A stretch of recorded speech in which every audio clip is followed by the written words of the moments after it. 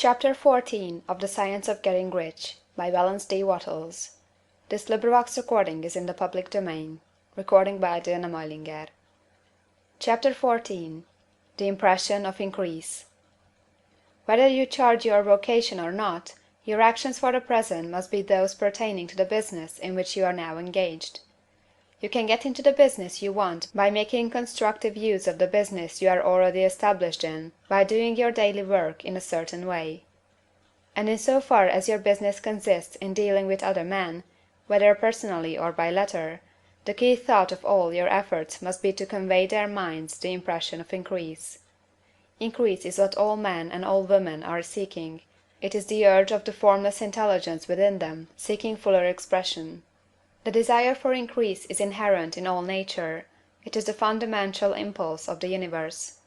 All human activities are based on the desire for increase. People are seeking more food, more clothes, better shelter, more luxury, more beauty, more knowledge, more pleasure. Increase in something, more life. Every living thing is under this necessity for continuous advancement. Where increase of life ceases, dissolution and death set in at once. Man instinctively knows this, and hence he is forever seeking more. This law of perpetual increase is set forth by Jesus in the parable of the talents. Only those who gain more retain any. From him who hath not shall be taken away even that which he hath. The normal desire for increased wealth is not an evil or a reprehensible thing. It is simply the desire for more abundant life. It is aspiration. And because it is the deepest instinct of their natures, all men and women are attracted to him who can give them more of the means of life. In following the certain way as described in the foregoing pages, you are getting continuous increase for yourself, and you are giving it to all with whom you deal. You are a creative center, from which increase is given off to all. Be sure of this, and convey assurance of the fact to every man, woman, and child with whom you come in contact. No matter how small the transaction, even if it be only the selling of a stick of candy to a little child, put into it the thought of increase, and make sure that the customer is impressed with the thought. Convey the impression of advancement with everything you do, so that all people shall receive the impression that you are an advancing man, and that you advance all who deal with you. Even to the people whom you met in a social way, without any thought of business, and to whom you do not try to sell anything, give the thought of increase. You can convey this impression by holding the unshakable faith that you, yourself, are in the way of increase, and by letting this faith aspire, fill, and permeate every action. Do everything that you do in a firm conviction that you are an advancing personality, and that you are giving advancement to everybody. Feel that you are getting rich, and that in doing so you are making others rich, and conferring benefits on all. Do not boast or brag of your success, or talk about it unnecessarily. True faith is never boastful. Wherever you find a boastful person, you find one who is secretly doubtful and afraid.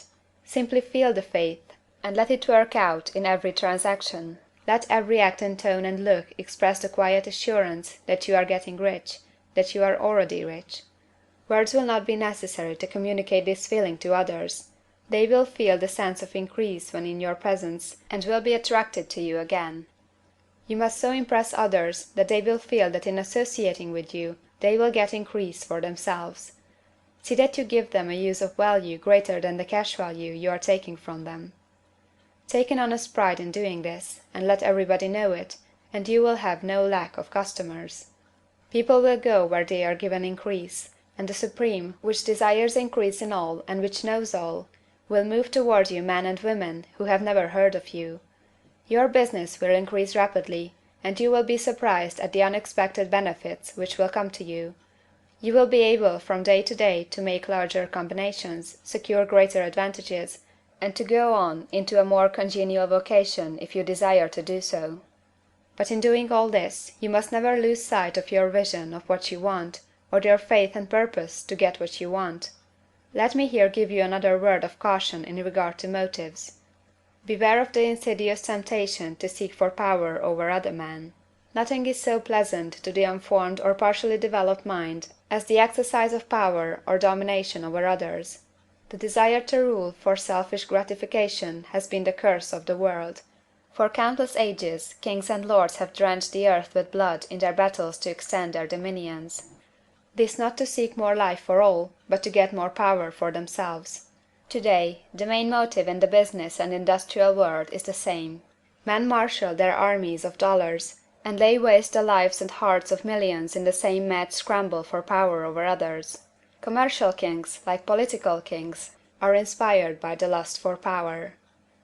Jesus saw in this desire for mastery the moving impulse of that evil world he sought to overthrow. Read the 23rd chapter of Matthew, and see how he pictures the lust of the Pharisees to be called master, to sit in the high places, to domineer over others, and to lay burdens on the backs of the less fortunate; and note how he compares this lust for domination with the brotherly seeking for the common good to which he calls his disciples. Look out for the temptation to seek for authority, to become a master, to be considered as one who is above the common herd, to impress others by lavish display, and so on. The mind that seeks for mastery over others is the competitive mind, and the competitive mind is not the creative one. In order to master your environment and your destiny, it is not at all necessary that you should rule over your fellow men, and indeed, when you fall into the world's struggle for the high places, you begin to be conquered by fate and environment, and your getting rich becomes a matter of chance and speculation. Beware of the competitive mind.